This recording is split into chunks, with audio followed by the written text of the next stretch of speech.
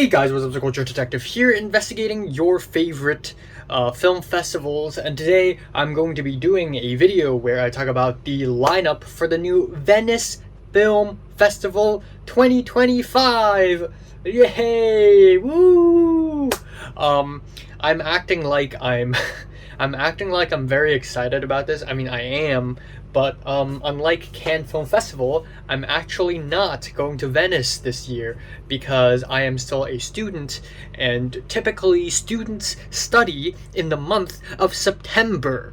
So I will not be. Also, I'm broke already, so why the fuck am I going to Italy anyways? But I'm still gonna talk about Venice Film Festival because I am a cinephile and I am really interested in what they are going to bring to the table. So without further ado, let's talk about the main competition of Biennale Venezia 82.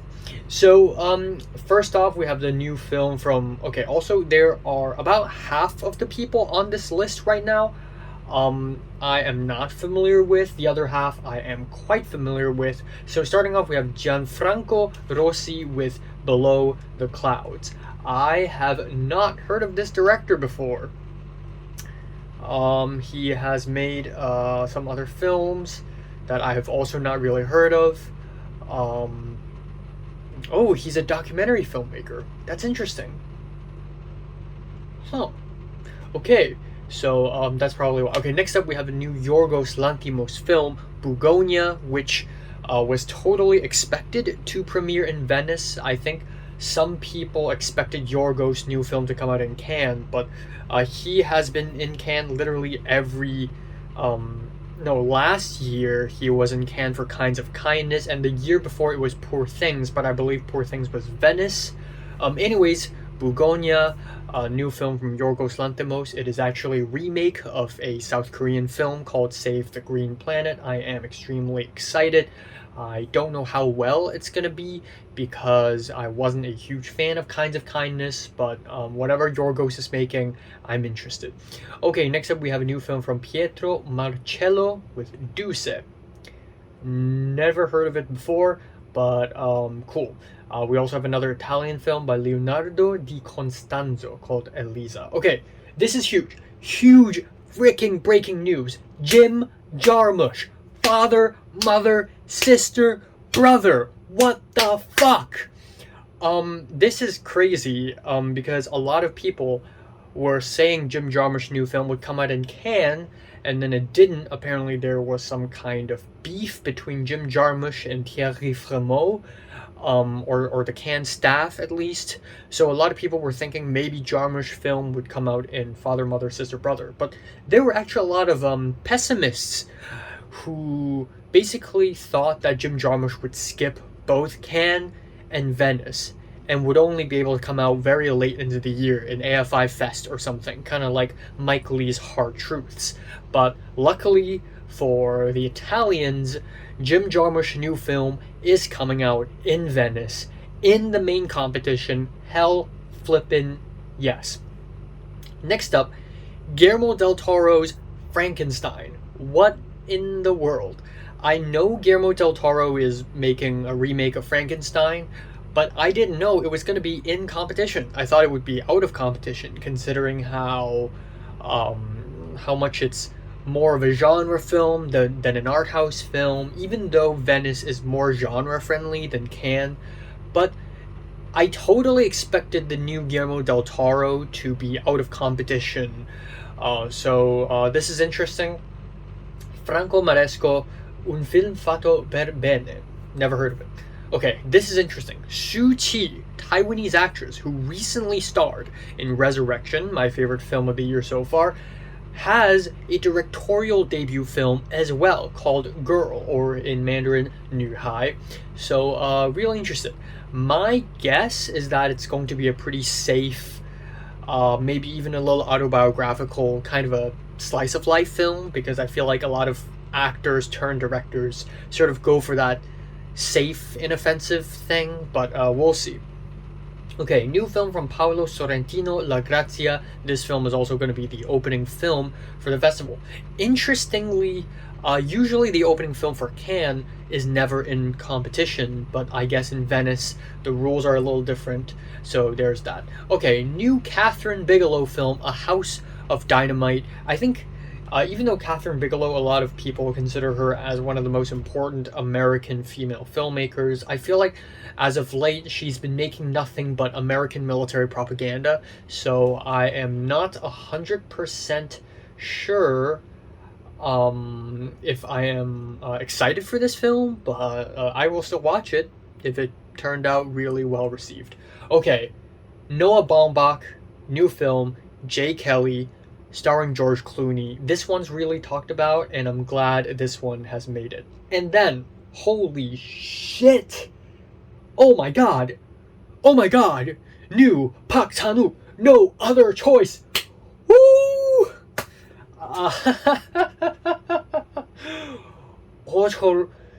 어쩔 수가 없다. 어쩔 수가 없다. This is a new film from one of my favorite filmmakers of all time, Park Chan-wook, and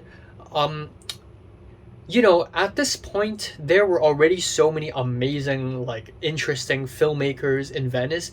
This is already more interesting than Cannes. If Park Chan-wook's film had ended up in Cannes this year, Cannes would have been way better.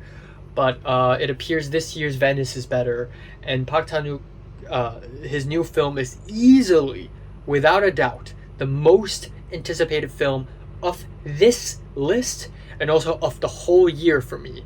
And that is, of course, if Terrence Malick suddenly decides to release The Way of the Wind, which is probably not going to happen. Okay, next up, Laszlo Nemes, Orphan. Again, a lot of people thought this would be in Cannes, but then I guess it didn't. Now we have a new film from Laszlo Nemes, Hungarian filmmaker. Another Hungarian filmmaker would be Ildikó Enyedi with Silent Friend. Again, a lot of people thought it would premiere in Cannes. It didn't. But this is a new film from a filmmaker that I'm not really familiar with, but it stars Léa Seydoux and Tony Leung. So, interesting things are happening. And then, Benny Safdie, The Smashing Machine. Oh my god. François Ozon with The Stranger. Apparently it's an adaptation of the Albert Camus novel, which is really crazy, so I will definitely be checking that out after I finish reading the novel that it is adapted on.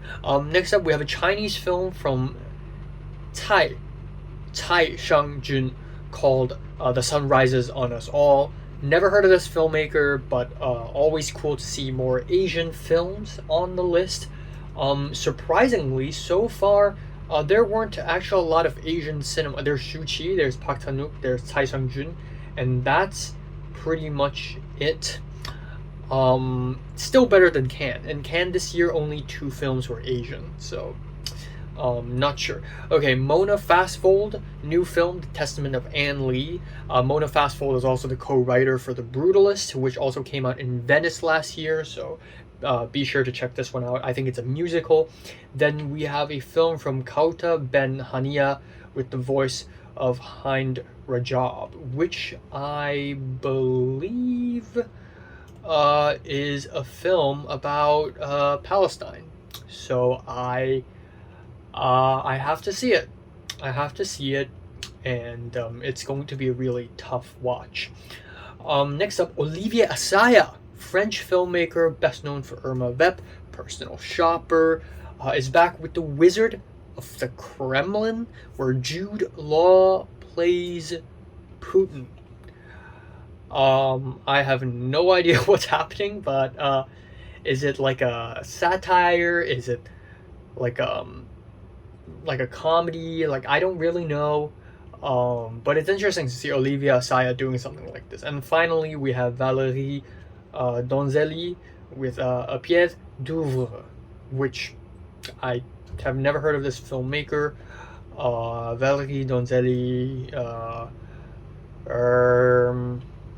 she was in a film with Bertrand Bonello, which is the only name I recognize. Alain Guiraudie. Yeah, so basically there's that.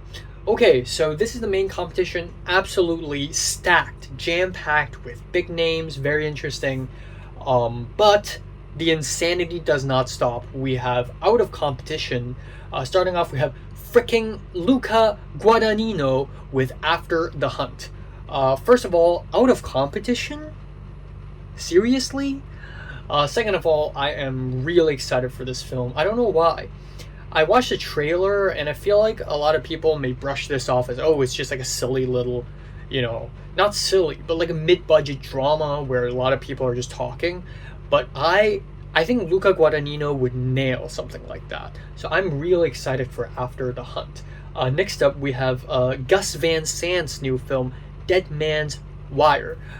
Gus Van Sant, best known for Palme d'Or winning Elephant, Good Will Hunting, so on and so forth. My Private Idaho. Next up, we have Julian Schnabel with In the Hand of Dante. I actually have not seen a film from Julian Schnabel, but he actually made The Diving Bell and The Butterfly and At Eternity's Gate. So pretty interesting. Next up, we have there's Cedric Jimenez, Anders Thomas Jensen, Vigilio Villoresi, Andre Di Stefano, Antonio Capuano, Hilal Baidarov, and Paolo Stripoli. I don't know any of these people. What I know, however, is the new Hosoda Mamoru film, Scarlet. Oh my freaking balls. Oh my balls. An anime film is being premiered in Venice, Out of Competition, and it is the new Hosoda Mamoru. He's known for Summer Wars, he's known for Belle, he's known for the girl who left through time, Wolf Children. I haven't seen a film from him either, but I will be watching quite a few before Scarlet comes out. What's even crazier is the non-fiction section, because right off the bat we have the new Tsai Ming-Liang film, Back Home. Tsai Ming-Liang in Venice. We have a new Laura Poitras documentary called Cover Up. Really need to see that. We have a new film from Alexander Sakharov, director's diary. He was the director who made the film Russian Ark, which is completely filmed in one take. New Werner freaking Herzog film, Ghost Elephants. And on top of that, new Sofia Coppola film, Mark by Sofia, which I believe is a documentary about Mark. Hold on. It's about some like fashion guy, Marc Jacobs. Yeah. So I don't know. We'll see. Also, new Lucrecia Martel with Nuestra Tierra. Lucrecia Martel from Argentinian. From Argentina, really interesting art house filmmaker. What's very interesting about this documentary, Nuestra Tierra, is that the score is made by Arca. Arca made a score. They're like the Charlie XCX of Latin America. So I don't know what's up with this film, but I'm definitely watching it. And then that's pretty much it. There were a bunch of film and music, there are series, there are short films. I do want to say Charlie Kaufman has a new film coming out called How to Shoot a Ghost. So that's pretty interesting. Okay, now we move on to Orizzonti, which I believe is the Un Certain Gars of Venice. Most of the names here I am not familiar with the exception of one, and that is Nawapol Tamrongratanarit, or Duh, which is how Thai people call him. He has a new film out called Human Resource. It's very interesting because Nawapol has been making films for like 2 decades now, and he just had a film and it's still in Orizzonti, which I believe is a section more for newcomers. I think Venice and like European film festivals in general really don't shine enough light on Southeast Asian cinema. But I'm really happy to see Nawapol on this list. I'll definitely be watching his other films now, and that's pretty much it. And I believe Mark Jenkins, which I'm not very familiar with. He made a horror film called Ennis Men. His new film Rose of Nevada is coming out in Orizzonti as well. Okay, and then I pretty much don't have anything else to mention in the Orizzonti short films competition. Hong Kong is mentioned, a Taiwan-Hong Kong collaboration short film called Praying Mantis is going to premiere there, which is really cool. There's Venice Spotlight. I don't know much about it. Venice Classics. I'll say this. Venice Classics this year, less interesting than Cannes Classics. Cannes Classics this year had Barry Lyndon, I believe, and Hard Boiled. So that's that. But we do have Kaidan by Kobayashi Masaki, which is this amazing, colorful 3-hour Japanese folk horror film. If Kaidan is getting a release in Venice, this means a 4K Blu-ray might be on the way, which means I'm gonna buy it. We also have the debut film of Pedro Almodovar. We have a Krzysztof Kieslowski film. We have 310 to Yuma. We have a film from Ichikawa Kon. And we have a film, Tsai Ming-Liang's Vive l'Amour, getting a bit of a restoration. So that's pretty great. Tsai Ming-Liang having two entries in Venice this year. And then I don't have much else. I believe we also have other side sections for Venice, I believe. Like aside from Orizzonti, we also have the independent selections. So I don't know. Maybe some interesting thing will come out, but I don't think they are announced yet. But so far, that's pretty much it. Venice this year, unfortunately, I mean fortunately, is better than Cannes. I just wish Cannes would be better. I just wish Cannes would be more interesting. I spent so much money going to Cannes. Also, I guess I should talk about the juries.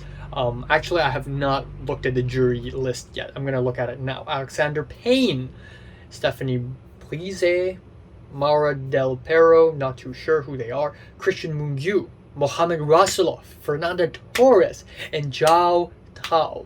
Wow, what a lineup. In Orizzonti, it's led by Julia Ducournau, so that's really cool. Ramel Ross is also in the roster. And then, yeah. So, yeah, pretty cool. Cool poster, too. Pretty cool. So, yeah, these are my thoughts on Venice. And once the winners are announced, I will make another video about it. And, hope for the best. Super hyped for Park Chan-Wook. Please come to LA. Please premiere in LA. I need to be there. Oh my god. Frontman doing anything but his job.